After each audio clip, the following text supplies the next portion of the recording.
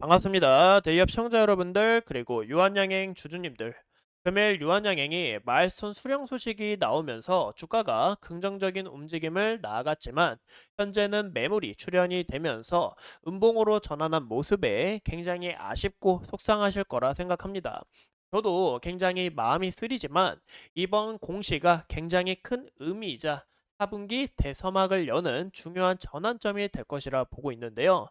이번 말손 수령을 통해 유한양행이 향후 엄청난 매출 성장을 이끌어낼 이 잠재력을 확보를 했고, 이를 통해 앞으로의 로열티 계산과 그리고 전략적 일정에 대해서 함께 확인해 보려 합니다. 또한 최근 이 유한양행이 NCCN이라는 미국 종합 암 네트워크의 가이드라인에 등재가 되면서 전 세계적으로 역사적인 첫 발을 내디뎠는데요. 이 성과가 얼마나 중요한지, 왜 이 부분에서 게임 체인저가 될 수 있는지 집중적으로 다뤄보겠습니다. 그렇기 때문에 오늘 영상 끝까지 집중해 주시길 바랍니다. 우선 어제도 좀 굉장히 좋은 이슈가 나왔죠. WCLC라는 세계 폐암 학회에서도 기존 타그리소 1차 치료제보다 더 좋은 성능을 내보이면서 굉장히 좀 긍정적인 움직임을 나아가는 듯 했습니다. 보시는 것처럼 이 평균 생존 기간이라는 것은 PFS라고도 하는데요. 환자가 이 치료를 받고 질병이 악화되지 않고 얼마나 생존을 했는지 나타내는 부분이다라고 볼 수가 있습니다. 그래서 보시는 것처럼 이 타그리스보다 굉장히 좋은 성과를 나타냈고 고위험군에서도 긍정적인 움직임을 나타냈다라고 볼 수 있죠. 금일 이 말스톤 수령의 소식이 저는 굉장히 큰 모멘텀이다라고도 볼 수 있는데요. 보시는 것처럼 레이저 티닉 관련해서 이제 공시가 나왔습니다. 현재 804원을 현재 말스톤 기술 요로 이제 수령을 받는다라는 거 우리가 볼 수 있는데, 이 말손 자체가 미국 출시에 따른 이 말손 수령이기 때문에 굉장히 긍정적인 모멘텀으로 나아갈 수 있다라고 우리가 볼 수 있죠. 이후 판매에 따라 매출액 10% 이상이 별도 로열티로 이제 수령될 예정이기 때문에 이런 부분에서 긍정적인 모멘텀이 더 크게 이끌어낼 가능성이 있다라고 볼 수 있습니다.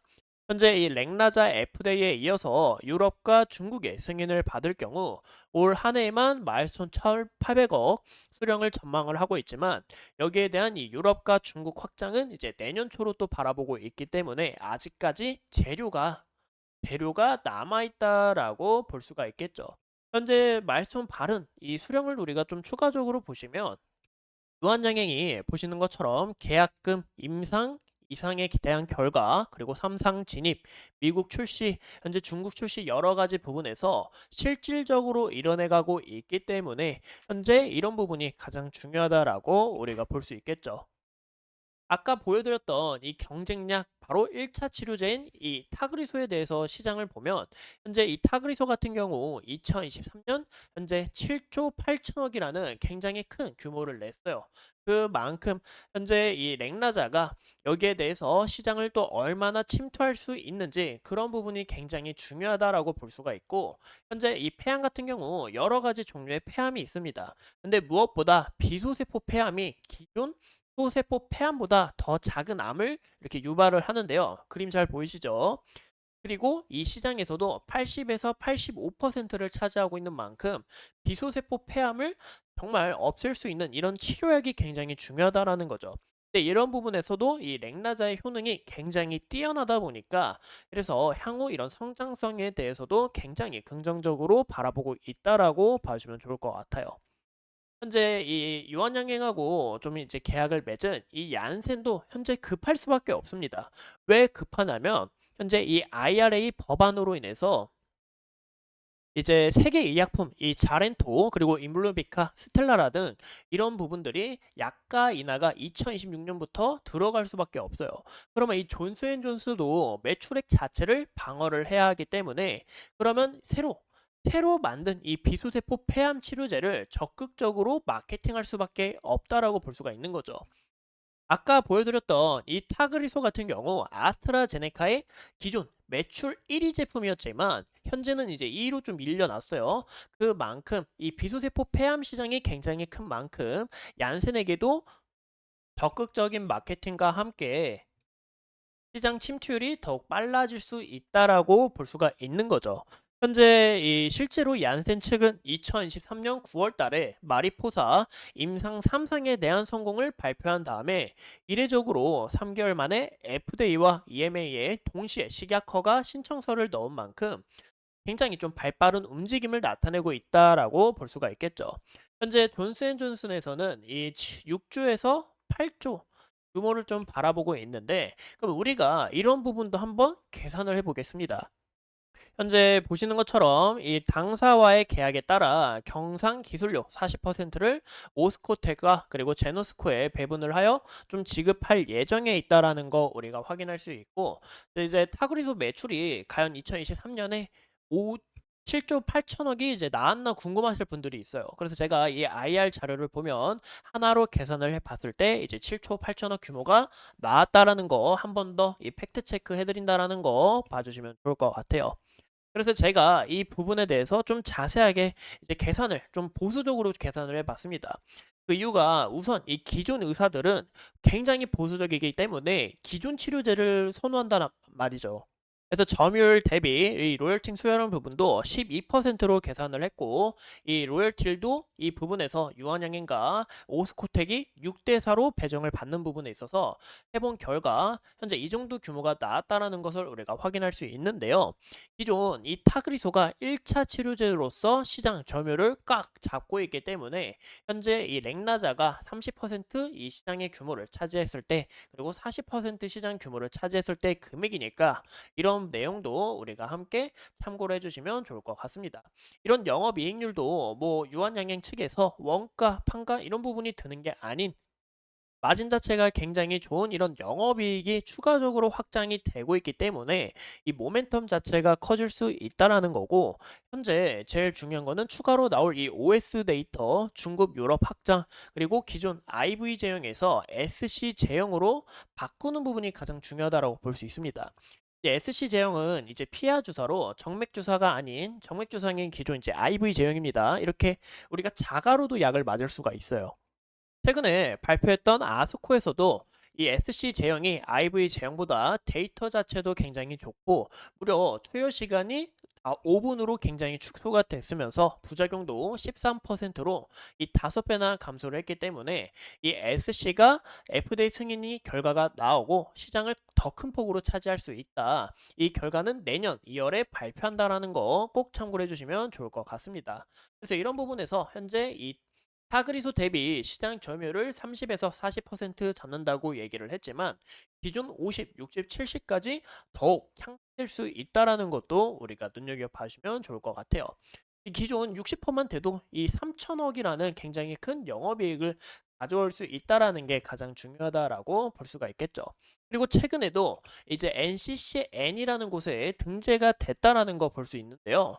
이 NCCN은 미국 내에 33개의 암센터의 연합체로 미국 국립보건원 중 하나인 국립암연구소에 의해서 좀 이제 암센터로 좀 지정이 되어 있습니다. 이게 무슨 얘기냐면 공식 암 치료를 내린다, 이런 지침을 내린다라고 우리가 볼 수 있는데요. 현재 이 NCCN의 9차 개정판에 이 레이저 티닙과 아미반타나 병용요법 1차 치료제가 등재가 완료가 됐어요. 근데 이 부분이 굉장히 큰 의미다라고 볼 수 있습니다. 그 이유가 미국 공식 치료 지침이자 그리고 국내 최초이자 역사적인 대사건이라 볼 수 있어요. 왜냐, 최단 기간에 빨리 등재가 됐다라는 부분과 그리고 기존 임상 최종 결과가 아니고서야 잘 이렇게 이야기를 실어주지가 않습니다. 하지만 중간 결과에서도 이렇게 등재를 해줬다라는 부분은 임상 자체가 굉장히 크고 이 렉나자에 대한 성장성을 눈여겨보고 있다라고 볼 수가 있겠죠. 그래서 이런 부분들이 의학 업계에서도 신뢰감이나 동시에 최종 임상 결과에서도 중간 결과와 동일하게 나오거나 더 긍정적으로 나오게 될 시 이 렉나자의 영향력이 더욱 커질 수 있다. 프리펄드로 격상이 되면서 기존 독점약인 타그리소를 밀어낼 수 있다라는 게 가장 중요하다라고 볼 수가 있습니다. 이 보시는 것처럼 유한양행이 금일 좀 강한 상승이 나와줬지만 현재는 윗꼬리와 음봉으로 전환한 부분에서 이 주주님들이 굉장히 화가 많이 나시고 답답하실 거라 생각을 해요. 이 저도 정말 속상하고 마음이 아픈데 현재 아직 매크로적인 문제가 좀 많이 남아있기 때문이에요. 그리고 금일 좀 굉장히 중요한 이벤트가 있었잖아요. 트럼프와 이 해리스의 TV 토론 등 이런 부분에서 수급 자체가 좀 말라가다 보니까 또 어느 정도 이 차익 실현 물량이나 이런 손절 물량이 좀 나오다 보니까 현재 윗꼬리를 달면서 이렇게 음봉으로 전환을 했다라고 볼 수가 있겠죠. 그리고 이제 9월 17일까지 거래를 하고 그 다음부터는 추석 연휴가 있기 때문에 이런 부분에서도 현재 투자자들이 굉장히 좀 보수적일 수 있다라는 것을 좀 눈여겨 봐주시면 좋을 것 같습니다.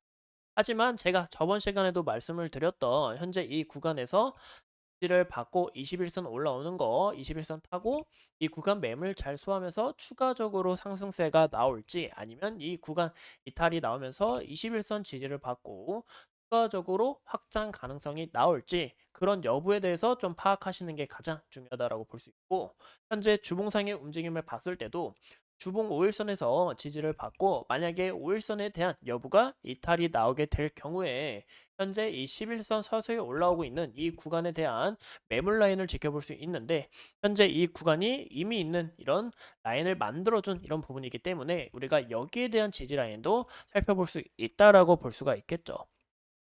현재 보시는 것처럼 기간에 이제 지속적으로 매도세가 강하게 나오고 있고 현재 외국인 내 매도세도 강하게 나오고 있지만 현재 유한양행이 주목해야 될 이슈도 많고 향후 그리고 국내 최초 항한 관련과 얀센 측에서도 굉장히 적극적으로 마케팅을 하면서 매출액 자체를 대폭 향상시켜야 하기 때문에 유한양행에도 긍정적인 모멘텀으로 강하게 작용할 수 있다라고 볼 수가 있습니다.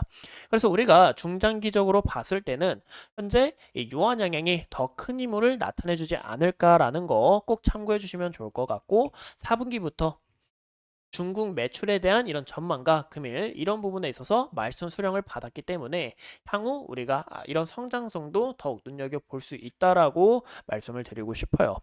이상 이 유한양행에 대해서 함께 알아봤고 앞으로 추가적인 이슈 여러분들과 함께 하면서 끊임없이 살펴보도록 하겠습니다. 오늘도 소중한 시간 내서 영상 시청해 주신 점 감사합니다.